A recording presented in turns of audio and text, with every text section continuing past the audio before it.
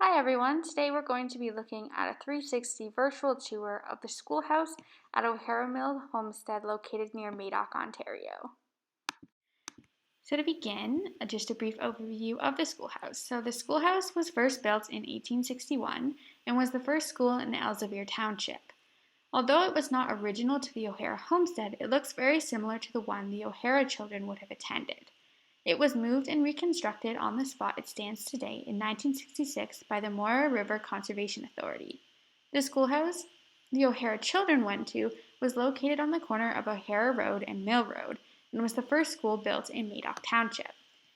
So to start, let's look at the teacher's desk located right at the front of the school.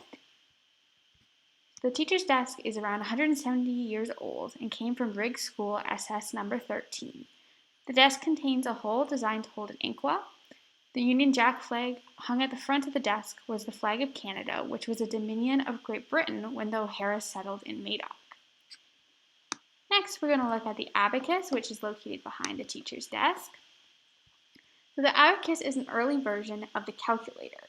It's based on groups of 10, and this device would have been used by students to assist them with their arithmetic lessons. Now we're just going to turn and look around the classroom. So you can see we've got a map on the wall and a lot of school benches.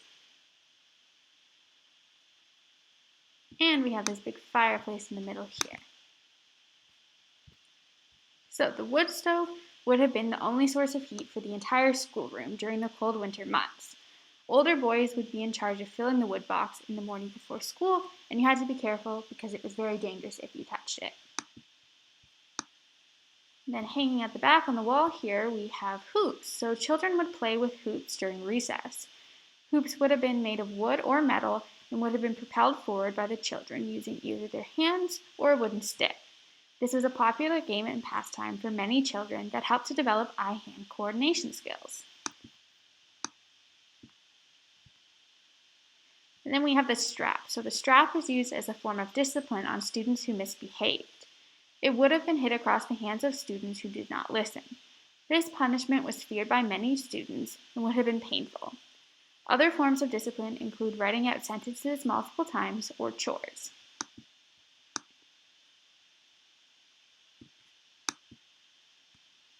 So this chalkboard has God Save the Queen written on it, and we have a picture of Queen Victoria. So students in the 1800s would learn cursive writing and were expected to have neat penmanship. Written on the board is the song God Save the Queen, which would be sung every morning along with hymns. Queen Victoria was Queen of Britain and Canada from 1837 until her death in 1901.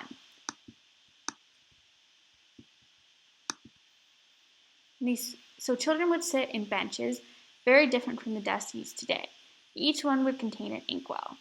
Younger students would sit at the front, often paired with an older student who would help them with their learning. Boys would sit on one side of the room and girls on the other. And up here on the bookshelf on the wall, we have some quills. So most students in the 1800s would complete their work on a piece of slate with chalk.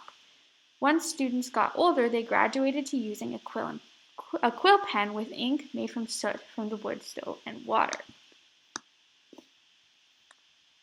And once again, we are back at the beginning of our tour, and I hope you enjoyed and learned something useful about the O'Hara Schoolhouse.